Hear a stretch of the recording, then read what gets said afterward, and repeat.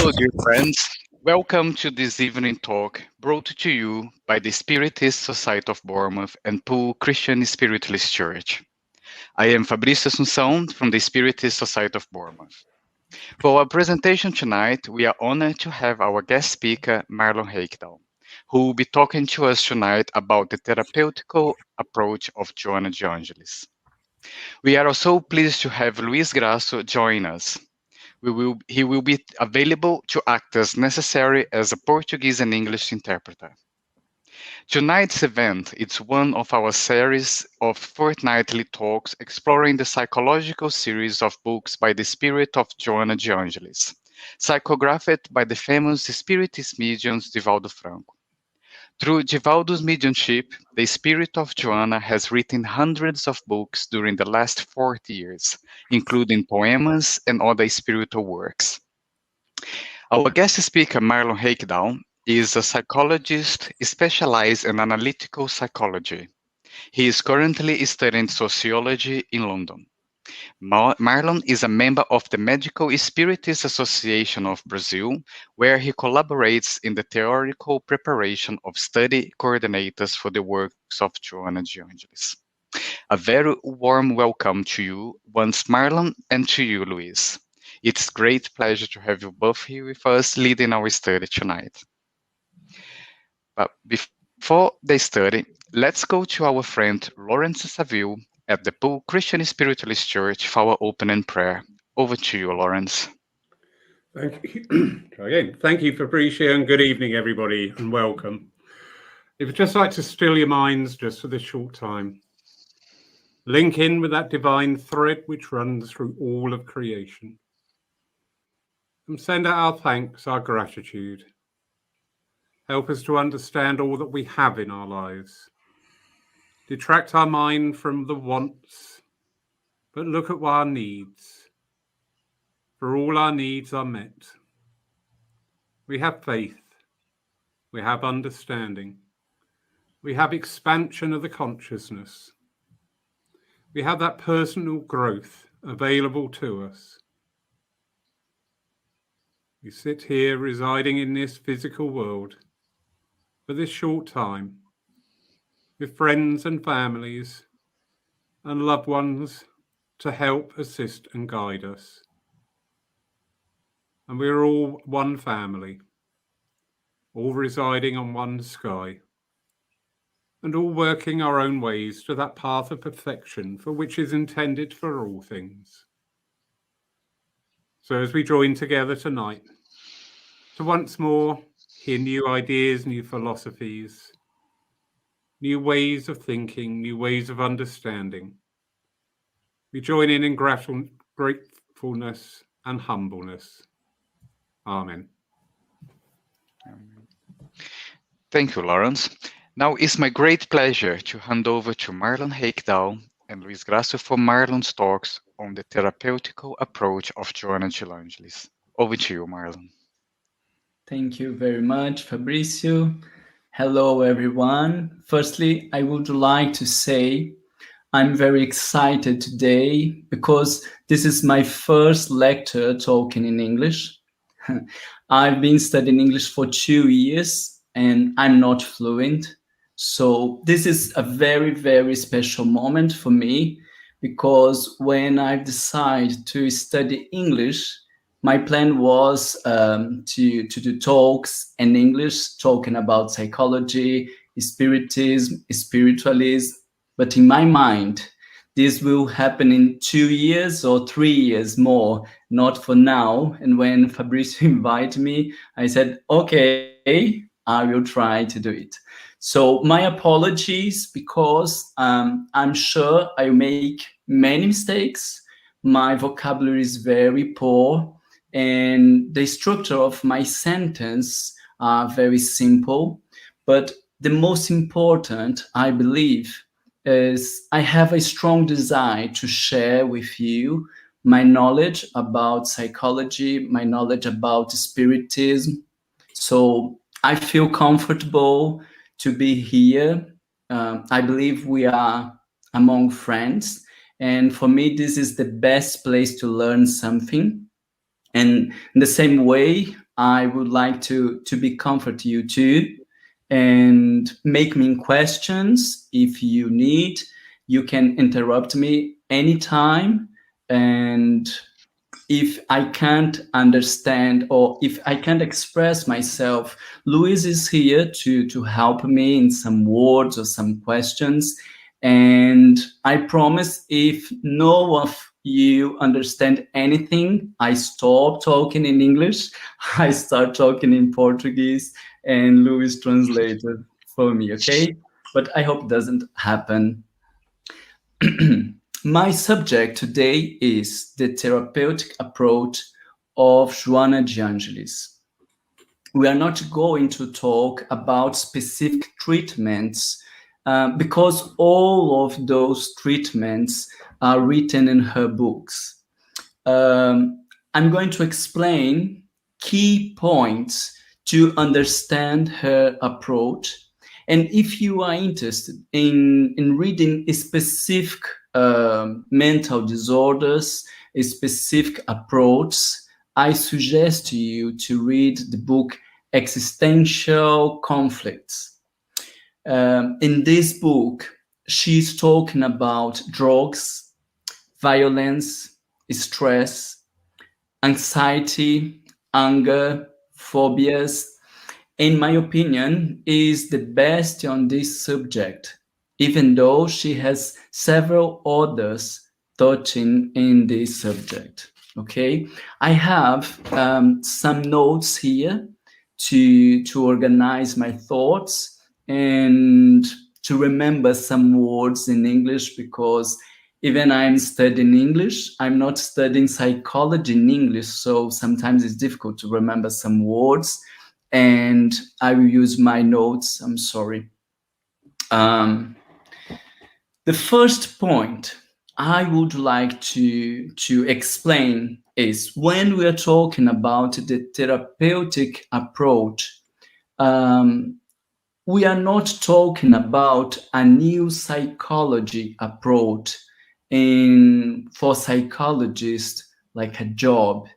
We have psychoanalysis, we have a Jungian approach, we have Gestalt, different psychologists, and this is not another one or a new one.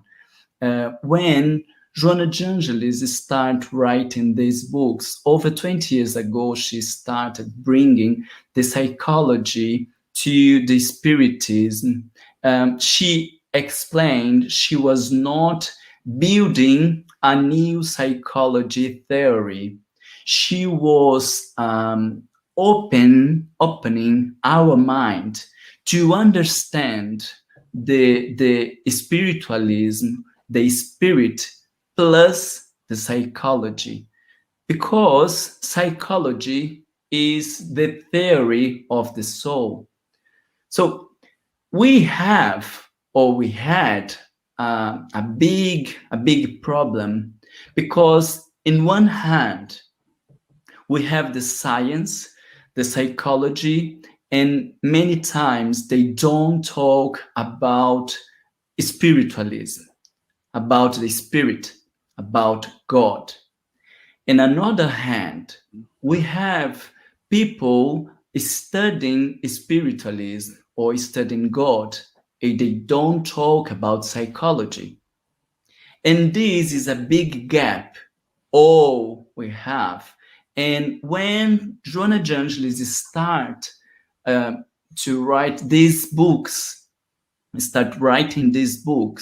she's trying to feel, or she's trying to help us to connect these two, we can say these two sciences, because both are very important.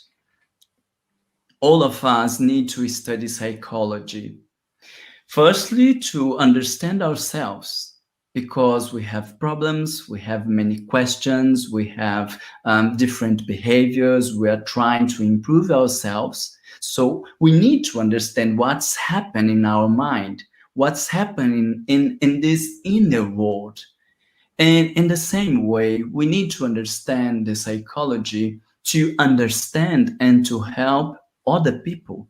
When we are in a church or in a spirit center, anywhere, people are coming and asking us for help. But if we don't understand psychology, how can we help someone? You can't understand human being. People are suffering, they are in pain, and how they can change their behaviors.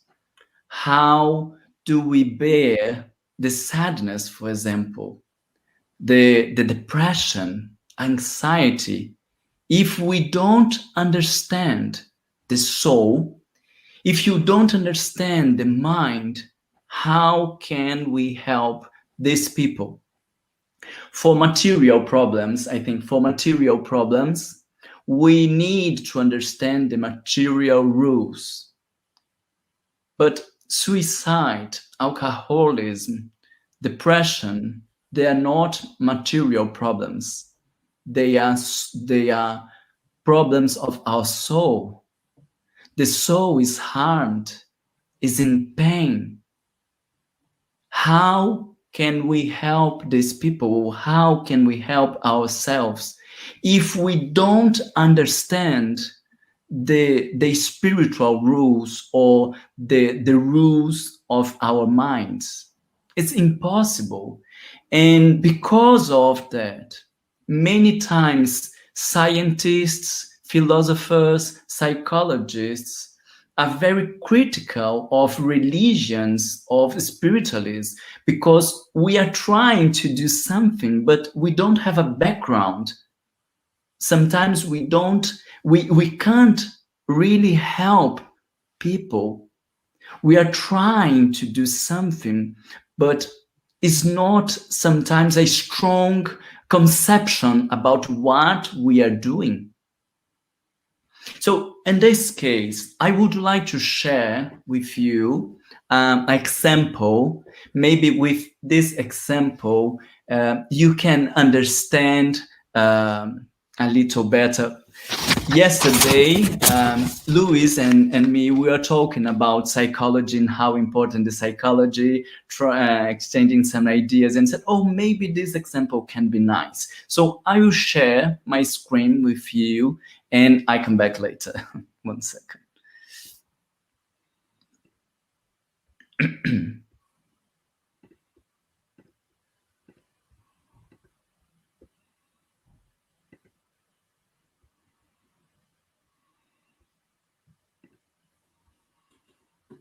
Can you see my screen? Yes. Okay. So we have in the bottom, we have our troubles, our challenge, our problems. All of us have problems and challenges in our lives. And when we are trying to manage this, we are trying to cope with this, we have some reactions. The psychologist reaction, the psychological reaction for these problems, we call emotions. So anger or sadness or fear or happiness, they are the reactions, the emotional reactions, trying to cope with the world, trying to manage the situations and how I feel, what I have to do, or what I can do in that moment. All of us have these emotions. They are very important in our life. But if you don't understand the psychological approach, you think anger, for example, is something bad, and you have to forget your anger. You have to breathe and let it go. But it's not true. This is a very simple conception about emotions.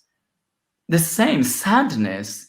When we see some people, oh, he's sad, okay, but we don't know what we have to do with someone when that people is sad and say, oh my God, put a smile in your face. The life is so wonderful. But you are not helping that people.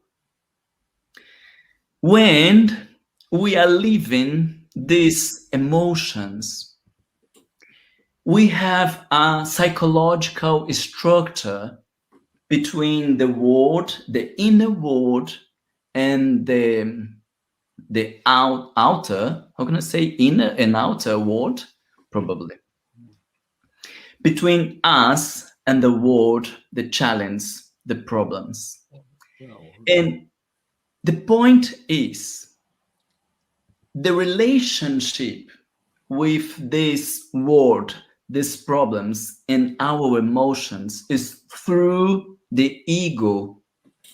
So depends how the ego understand himself, depend the ideas I have about myself. I will have a reaction A or B. I feel anger or I feel fear, or I will do this or I'll do that. So the point is, everyone can have the same problem, but we can have different reactions or different intensities, because depends the ego, who I am, what I think about myself, how I understand myself, or how I understand the world, or the people, or the relationships, depend my view, my point of view, to feel anger, sadness, fear, or happiness. So this is an important point, because we stop trying to change the world. The problem is not my son. The problem is not the drugs. The problem is not my wife. The problem is not my computer. The problem is me. And the idea is the way, is my reaction, is how I feel, is not outside of me. It's about me. When I'm angry, this is talking about me. When I'm sad, this is talking about me. And the psychology try to help people to stop talking about the world, to think about themselves. If you don't understand this, you can help people to pay attention or to look out themselves, and you do the opposite way, and you are not helping. But the second point is, if you learn how to manage your anger, you can have different ways. A good way and a bad way, we can say, simple. A good way is when you learn to use your anger, and you have, we call, lucid action. You can do something, and sometimes we only do something when we are angry. Sometimes we are not able to do something when we don't feel this anger. But if you don't know how to cope with this anger, you can have the violence. This is two opposite sides and the same point in your life. If you know and if you understand about anger, you can have a lucid action, or you can be a violent person. It's interesting because the big personalities in the world, like Martin Luther King Jr., or like Mahatma Gandhi, or Jesus Christ, all of them felt anger, but they could use this anger to have lucid actions. So this is very important because anger is an energy to improving you, to helping you to do something. The anger say what you have to do if you understand yourself. The sadness is the same. When you know about sadness, you can have a good reaction we call introspection. But if you don't know and if you don't understand, you have a depression. This is the different, the opposite sides, the same emotion. Because when my mom died, if my mom died, I feel very sad. And this, how I understand the life, how I understand myself, how I understand the world. This can be depression. And I stop thinking about my life. I don't feel happy anymore, nevermore. Or this experience call me to my inner world for introspection. Oh my God, I lost my mom. I never realized I could lose someone. But with introspection, I learned something because I lost my mom now. And I have a father, I have my sons, I have my wife, I have my husband, my parents. So now, if I learn from the introspection, I change my behavior. The sadness helps people to change their behaviors. The anger helps people to have lucid actions. But if you don't know, you are violent, you feel depression, fear is the same. I hope you are enjoying these ideas. I can't see you, but I hope you're enjoying. If you don't know how to manage your fears, if you know, you can be, you can feel prudence, prudence behavior. You think better before doing something. This is the fear in our life. But in the other side, the anxiety is start with the fear. So anxiety is probably the biggest problem in our world, and talking about mental disorders. So if we don't know how to cope with our fears, we develop the anxiety. And happiness is the same, because sometimes you can feel enthusiasm, but sometimes you can feel euphoria. Is different. Euphoria, and sometimes it's okay. But this euphoria we're talking about is when you are trying to feel something, but you didn't do something to feel good. So we are drinking alcohol, we are using drugs, we are buying clothes, we are doing many different things to feel this false happiness. Euphoria is a false happiness. It's not true, because you didn't build something to feel this happiness. So when you don't understand yourself, you go to this side, the problems, euphoria, anxiety, depression, violence, and I could explain many other problems and mental disorders from our emotions. So I brought this. Let me hide this. Where are you? I think it's here. Stop screen. Yes.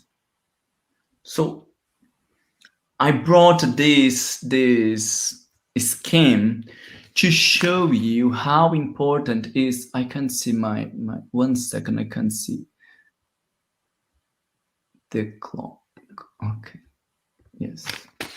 So I brought this to show you how important it is for us, religions or spiritualist person, understand the psychology. Because if you don't understand, you are not helping people. But in the other side, when Joanna Jangelis was bringing the psychology to the religion, spiritism, she was saying you have to study the psychology to behave better, to understand yourself. So this is the biggest point, because we are not psychologists. We are not expert in this subject. So what we have to do, for me, when I'm trying to read her books, I understand, oops, I need to understand psychology. If I want to talk about human being, if I want to help people, I need to study psychology. It's not as a job to study psychology. It's not in the university, but it's to understand who we are, who the others are, and to understand how we change the behavior, how you manage our feelings, how you change our mind. And when she's saying you need to study psychology, I would like to offer some ideas about what we can study, what is the main points to understand the psychology. And after, if we have time, I would like to bring everything together, the spirit concept with the psychology approach, okay? So don't we have questions? Do you think it's okay until now? No questions coming up, sir. In fact, the opposite. People are complimenting you on your delivery of English. Oh, thank you. Because if there's no question, probably no one understands anything. Or okay. I think quite the opposite, Marlon. I think everybody is thoroughly enjoying it. Oh my God, thank you very much. So I would like to introduce you, if you are not psychologist, I would like to introduce you three big ideas, or we call in psychology 3 big forces. The first one was the psychoanalysis. The most important man was, I'm sorry, we have a question. So the question is, Marlon, if self-knowledge is the key to mental and spiritual health, how do we promote this? Oh my God. Could we have 3 or 4 hours more? This is impossible to answer. I'm sorry, Jamie. But Jamie, the name is Jamie? Jamie, yeah. Jamie, I'm sorry, Jamie. But this is a so important question. I agree with you. But this is another subject. Because for me, this is the main point in the religion. The Catholic Church, or most of the Christianity or Christian approach, or Christianity understand Jesus Christ in a different way that psychology understands Jesus Christ. And when we are trying to study psychology, we can come back to the Gospels, for example, and we can see all the time Jesus talking about self-knowledge. But if we don't understand Jesus Christ, and you do his speech, like rules you have to do, you don't have to do, is poor. Is not about that. It's completely psychological, his approach. So, but to talk about self-knowledge, we need to use more concepts from the psychology, like ego, shadow, personas, or self. It's impossible to explain now. Okay, but I'm sorry. Your question is very important, but I don't have time, and it's impossible to answer you now. Okay, but this is very, very, very important. So I was talking about the three biggest forces in psychology. The first one is a Freudian theory, psychoanalysis. Freud started his lectures, or his job is studying hysterical women. Hysterical women was people, especially women with disease. For example, they couldn't talk more, or they couldn't walk. In one specific moment, they stopped walking, they stopped talking. But if you was trying to understand what was happening in the body, nothing was happening in the body. And they start to understand the point is not the body, the point is the mind. And he start to talk about the inconscience. The inconscience. Louis is correct, inconscience. Unconscious. Unconscious, I'm sorry. I hope you understand. Unconscious is something that I'm not aware. I don't know about myself. This is a biggest point, because I think I know everything about myself. I think I understand completely who I am. But Freud, more than 100 years ago, said, oh, stop. You think, but you don't know. You don't know who you are. And we can understand this with our reactions. Sometimes we have reactions, or we have symptoms, and you say, what, I'm doing this? I wouldn't like to be this person. I wouldn't like to behave this way, but I do. I can't change. Or sometimes I change this behavior and appear another behavior, but no one is what we would like to be. This is the unconscious. There is something bigger than us. There is something bigger than the ego, bigger than my mind. And he started these studies, and he opened another big door, sexuality. This is another big problem for us, because when I'm eating, when I'm buying clothes, when I'm delivering lectures, he said, your sexuality is there. Everything in Freudian approach is sexuality. And this is very difficult to talk today. Could you understand what is to talk about sexuality 100 years ago? This is a very interesting point, hard to understand, some conceptions to accept, but the psychoanalysis is a very important theory nowadays, very important to understand many behaviors. But this is one psychology. Can you understand me? This is one psychology. After Freud, for example, we had Jung.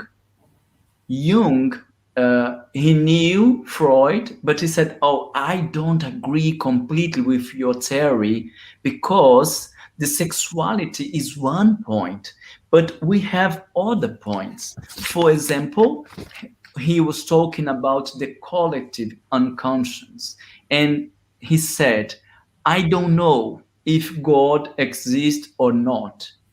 I know every human being has a psychological representation of God.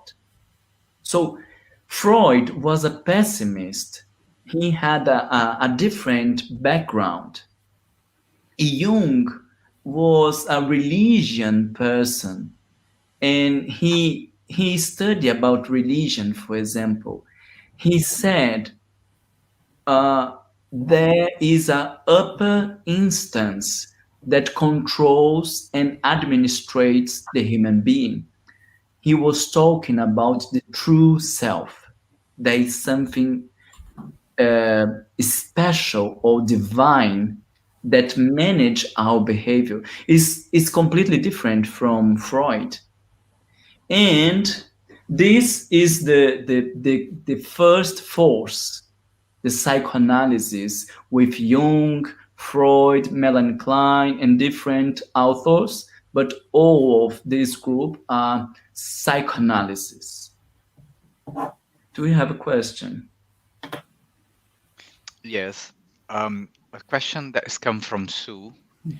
She says, what advice would you offer to anyone facing difficulties in today's world where their sense of normal life has gone and cannot be returned to, and so they are facing great uncertainty? Luis, could you help me? Yeah, okay, I'll translate this. Então, qual é o conselho que você poderia dar para uma pessoa que está enfrentando dificuldades no mundo de hoje, em que elas perderam o senso de vida normal, né? E não conseguem voltar para esse sentido de vida normal, né? E, portanto, eles estão, então, enfrentando, assim, uma grande incerteza. I'm sorry, Sue. I don't understand what is their sense of normal life has gone. Yeah. What do you mean? We are talking about a specific problem. Sentido de vida normal has Yes. gone, desapareceu. I will ask you, Sue, if you don't mind, to explain better your question, and I come back trying to answer, okay? Because I don't understand what do you mean. The second important force in psychology is the behaviorism. The behaviorism was happening in the same time than Freud in other space. John Watson was the first man to study the behavior, and it's completely different approach because Freud was trying to understand the human being using the unconscious. And Watson, or after Pavlov or Skinner, was trying to understand the human being through the behavior. It's completely different. It's completely different approach because I wrote a point here to show you. Psychoanalysis was focused on understanding the unconscious motivations that drives behavior. Behaviorism studied the conditioning process that produce behavior. So it's something that I learn. You do this all the time with me, and I learn to do this. And if you hurt me all the time, I stop doing this.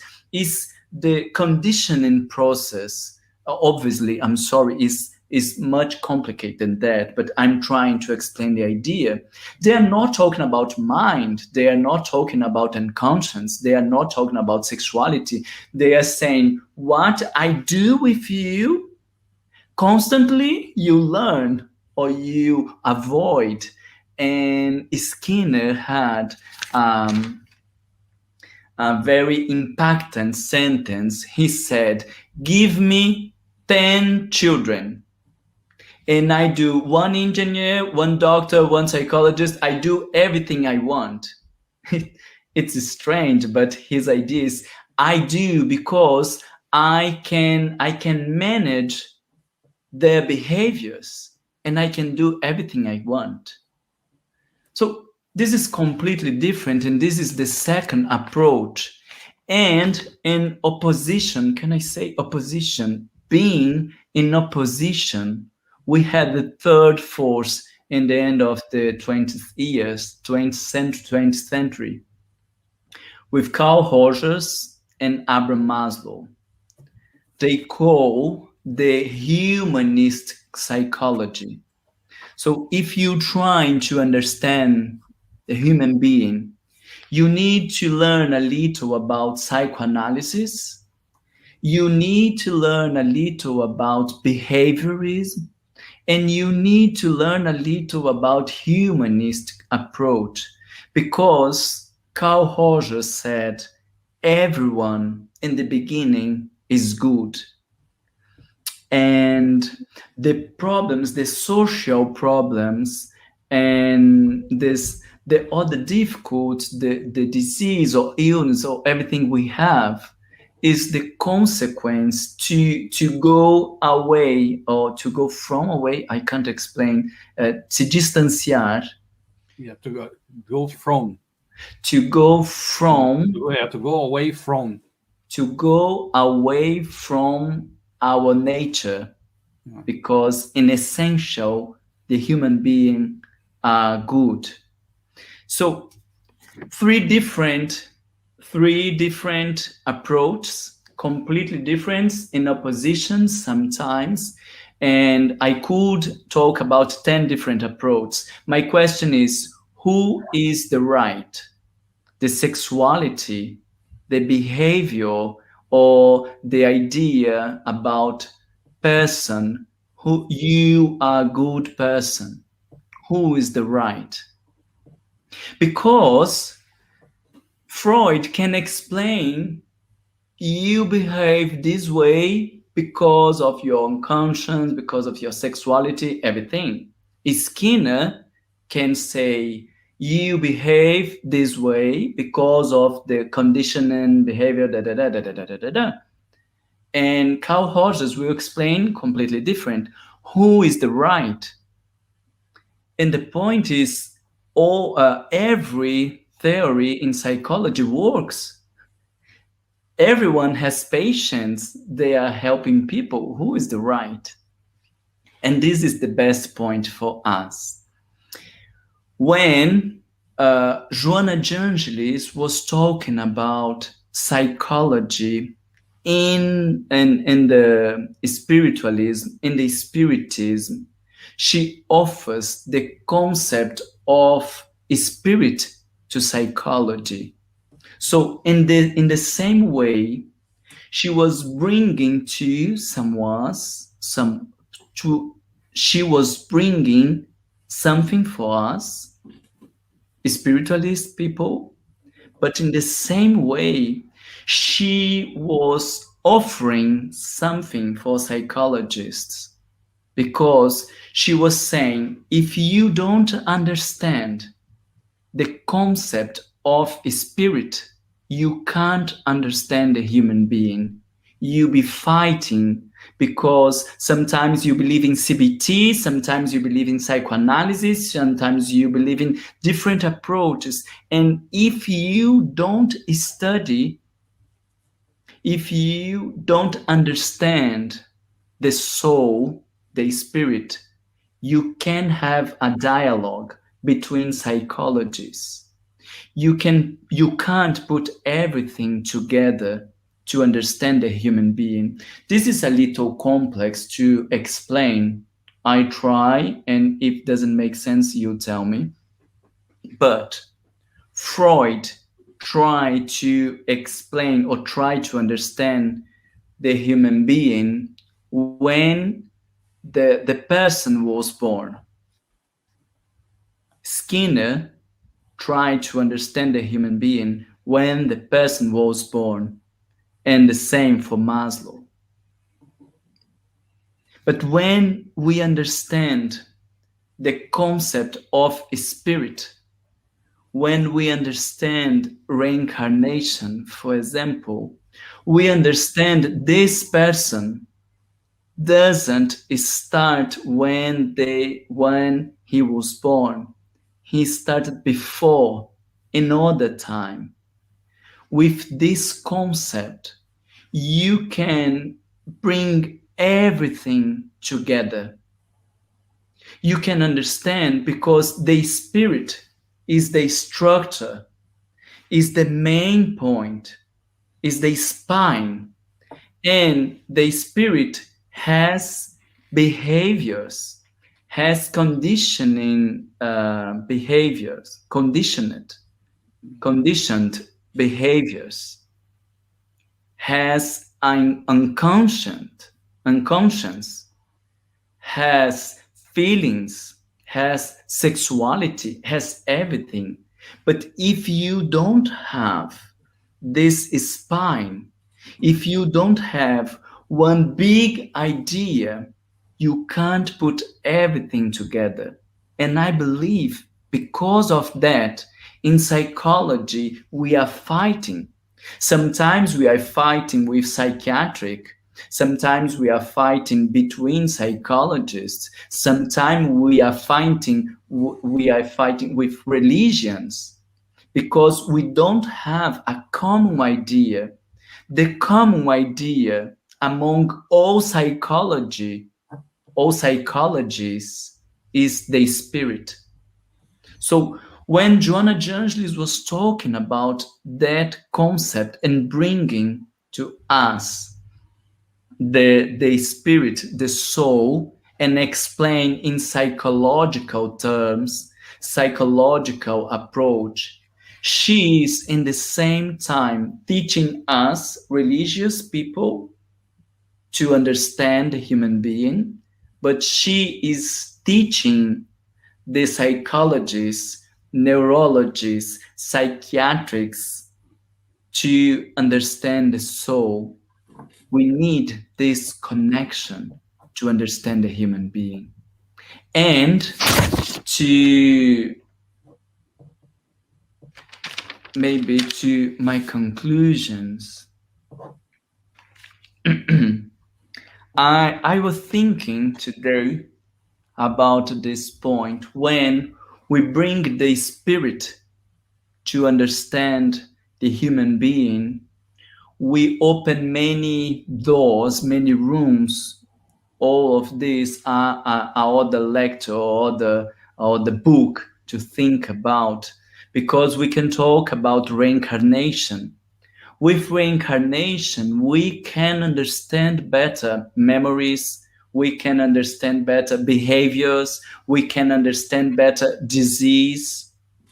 Everything change for a doctor, for example, or a psychologist when we understand the concept of reincarnation, when we understand the concept of spirit, or when we understand the concept of spiritual influence. This is amazing because when we study spiritual influence, we can understand the mental disorders in different way. It's not because everything is spiritual influence, but you understand some patients, they don't have good results taking medicines because sometimes we are talking about spiritual influence. And some people are in the church thinking about spiritual influence, but they need to take medicines. So there's a relationship between both, and we need to study everything together. So I'm thinking how important is for us to study psychology, and how important is for psychologists, for doctors, therapists to study the spirit, to bring everything together. But I will try to explain how I think this can happen.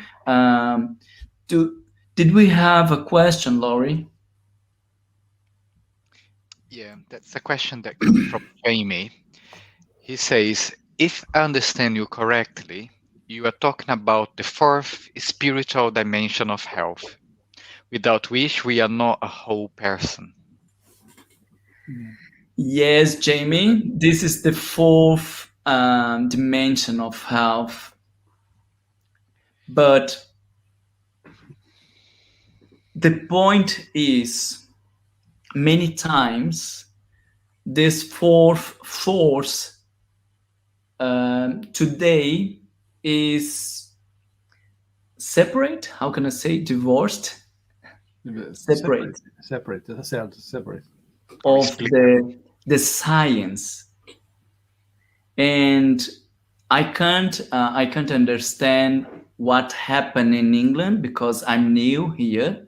I can understand what happens in Brazil with this spiritual dimension, because when in Brazil we start to talk about this fourth dimension of health, this fourth force in psychology, we start talking about spirituality without psychological concepts. We start talking about spirituality without understand the medicine, without understand psychiatric, without understand important points for better comprehension of human being. So for many doctors or scientists or universities today, this spiritual dimension today, how can I say, Luiz, caiu em, eu queria dizer assim, desacreditado, está desacreditado. Yeah, the people doesn't believe it anymore. So People doesn't believe anymore. It's discredit. Discredit, exactly. It's discredit. It's discredit not because it's not true, but because many people are talking about this spiritual dimension without talking about this psychiatric dimension or psychological dimension or medical dimension. The human being is everything together. So I'm trying to convince you that to have a space in the university, to have space in academy, to have space everywhere, we need to put everything together to show for these people that these concepts are very important to understand human being. I have an analogy. Do you understand analogy? Yeah. I have an analogy with the spiritual dimension, and I would like to share with you. Let me see if I wrote in some place. Yes, here. I was thinking maybe today is the age of the spirit. But to understand the age of the spirit, I would like to compare the spiritual reality with the neurological reality. Do you understand what I mean? The neurological reality happened in our world many years ago. We couldn't believe the brain was so important to drive our life. In one moment, we believed the heart was the biggest, the most important part in our body. We couldn't believe how complex or how important the brain was. This we're talking about 50 years ago. And when they start to talk about the brain, many people didn't believe. It was ridiculous, the idea that everything we do happen in our brain. It's ridiculous, this idea. And they had many theories trying to explain how important the brain is for us. Today, a teacher, a doctor, a psychology, a good teacher, a good doctor, a good psychology, everyone use this neurological reality, this knowledge to improve their abilities, to improve their jobs. If you have a teacher and he understands about how the brain works, they can offer better classes. They can do something different. a doctor or a psychologist, when we study about the brain, we change our perception about human being. We change our approach. This I call the neurological reality. No one more say, no, I don't believe in the brain. This neurological approach is ridiculous. If you say this, you is the problem. You are the problem. No? In my mind, we have to work to create the spiritual reality in the same path, in the same way the neurological reality. The geneticists, the trainers, a father, a mother, they will behave different when they understand the age of the spirit. Because when I have two sons, I say, but I do exactly the same, and how they behave completely different. You can't understand this if you don't understand the spirit. Or can you understand why a child with 3 years old has a cancer? It's so hard to understand, trying to understand the biological system. You can't understand if you don't understand, if you don't study the spiritual reality. And I believe if we do our homework, if we study everything together, the spiritual approach can be more credibility. How can I say? Credibilidade. Yes, credibility, yes. Give you more Credibility. The believable. doctor will believe this because he has many patients from that church, and they become better. They change their lives. And I said, I don't know what they do in that church, but I had many patients with the same problem than you, and they are better now. Maybe you could see. This is when can change, when can show what we can do, but we can't change a society with religion, without science, without psychology, without medicine, without psychiatric, everything together. So my idea is the age of the spirit become with, or start with, people doing a good job, showing how the spiritual approach or the spiritual knowledge is not simple, is not, how can I say, is primário, primitive, or Primitive, yes. primitive. Because sometimes our speech is primitive. We're talking about mental disorders, but we don't know what we are talking about. Depression, no, you have to think in God. You have to pray. You have, oh my God, you don't understand about psychology. You don't understand about mental disorders. Please stop. Because when one doctor listens to you talking this way, we are showing the bad approach in spirituality. So I believe the age of the spirit is start with universities, obviously, but start with church, with spirit centers, with everyone in religions or in spiritualism. Study psychology, psychiatric, self-knowledge, this approach to do something, to do a good job, to show to the world the spirit is not something simple, is not something superficial, is like the brain, very complex. We need to study more, and we can change our society, but we need to start or to improve this process. this is my idea, or this is what I believe, and I'm happy to share this with you.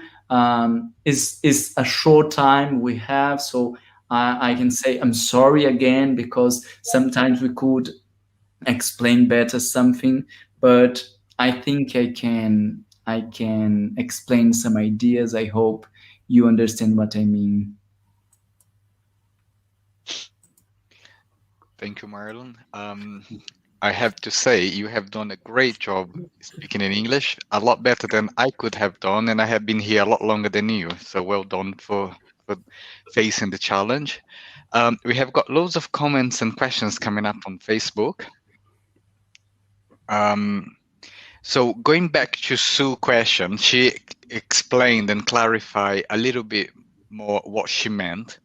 So just reading out to you, I meant where their life has changed so much from what they knew as the everyday routine, which is what we call their normal life. Example, if they no longer travel easily, there has been great social and economical impact on their lives, for instance. This means that we cannot return to the old way of their lives. What advice could we offer? Okay, Sue. This is a good question, and all of us are living this challenge. The world is changing, and in Jungian theory, I'm a Jungian psychologist. In Jungian theory, when you can't change something, the question is what I have to learn from this. Because if you can't change and you are there, it's because you can change your life from there. So, for example, now the world is ill. The world is ill. We are living a pandemic. So some people are trying to do the same, and they are becoming tired. It's impossible. But some people could stop their lives and ask what I have to learn from this, and they start changing their lives. So the main point is sometimes we are fighting with challenge, problems, something changing in our life, and the the clever person is stop fighting and put face to face with their problems, they challenge, they troubles, and ask, what do you want to teach me? What I need to learn from you? But I believe, Sue, this is a difficult point, because if I don't understand myself, if I don't have this a minimum self-knowledge, I can't understand what the world, the problems, the troubles are trying to teach me. If I think I'm amazing, if I think the problem is the world, the problem is other person, I am perfect, I am marvelous, I don't understand what the life is trying to teach me, because I'm marvelous, I'm wonderful. So when we start that process, the self-knowledge, we can understand our troubles, we can understand our disabilities, and when we understand our disabilities, we understand the world is coming perfectly in our points, trying to teach us in our points. So this is fantastic, because you understand everything happening in the world or around us is not happening. How can I say acaso? Não é acaso. By chance. Chance. It's not chance. It's not chance. Not by it's chance. Not chance. It's not because I need to live that experience. So this is fantastic, because I need to live that experience. So I open my mind. I open my mind and ask what the world what the life, what these problems can teach me. And with this, we change our lives, we improve ourselves. Okay. Thank you, Marlon. There is a comment from Alice. She say, this proves spirituality is not religion, it's science. Yes, Alice, I agree with you. Obviously, I agree. But I'm saying many times we talk about spirituality without science. We talk about spirituality like simple things in the world. And I know I could notice in England with some friends, English friends, and we're talking about spirituality, and they said, "Oh, no, this is ridiculous. This is not serious." Yes, Serious, serious. Serious. I said, why you are saying this? No, trying to explain some ideas. And when I start to explain some ideas, some universities, some studies, they said, oh my God, this is very interesting. I have never heard about that. I said, tell me which spirituality you heard about that. And they said, no. And they have many examples. We could say bad spirituality or bad approach or simple approach. So they told me about many mediums, about many religions, many churches. You can't believe that. In the same program, we are watching a program talking about spirituality, reincarnation, and life after death. And in the same program, they had a very good approach in science with universities and some ridiculous examples about spirituality. So I was talking to my boyfriend. I said, oh, please, please pay attention to this and don't pay attention to this because I don't believe this too. I think this is ridiculous and this is very nice. I said, yeah, oh, at least you understand this is ridiculous and this is nice. So I agree. This proves spirituality is not religion, it's science. But many times we can do this properly. Thank you, Marlon.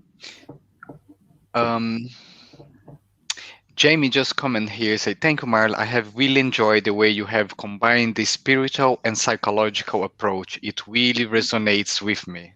Oh, good. Thank you, Jamie.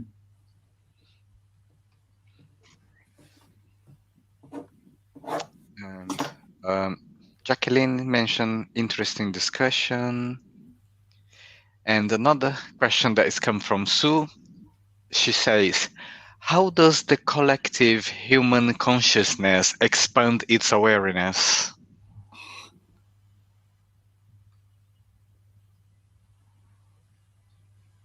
I don't know. I'm sorry. I love to say this. It's easier. I think it's easier, but I'm sorry. I can't explain. In English, I could think, and the best way now is say, I don't know.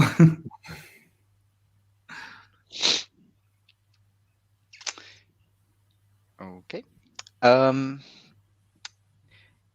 Last question for tonight is come from Susan Brown. Absolutely enthralling talk, giving a whole new way of thinking. Thank you, Marlon. Thank you, Susan. Cool. So, what I'd like to do now, we will close the questions there. I'd like to announce our next talk. So, our next speaker is Charles Kempt, and he will be here with us. He'll be talking with us from France. And our next event is going to be on the 8th of October with Charles Kempt from France. Is there any closing remarks that Marlon, Louise, or Laurie would like to make tonight before we go to Lawrence for the closing prayer? I've loved it, Marlon. Absolutely loved it. Thank you very much. Thank you, Laurie. Yeah. And yes, I I love that allegory about the mind 50 years ago wasn't understood. So yeah, fingers crossed in 50 years from now, spirituality will be hopefully much more understood. Wonderful. Thank you. Marlon made my job very easy, so I didn't have to step in. No, I speak no English, so. Thank you, Luis, to be here. Thank you, guys. So Gabriel, just reading the last comment, he said, "What a blessing life! It's always good watching you guys together talking about spiritism. Thanks a million for your time." On that note, with all good comments, I will hand it over to Lawrence for the closing prayer. Thank you. So once more, dear friends, draw into that silence within, that temple and shrine to those higher energies. And we give thanks for this evening. We give thanks for this information shared. But most of all, we give thanks for the ability to join together this way, to enrich our hearts, our minds, our souls, and to walk hand in hand along the path of progress. And as this night draws to a close, we send out our love, our healing, our thoughts to wherever there is a need within this whole wide world. Amen. Amen. So thank you once again, Marlon, to being here with us tonight. It's been a pleasure, and I hope you come along again the next in future. And I would like to say a good evening to everyone who has been watching us, and I look forward to see you on the 8th of October. Goodbye and have a good night.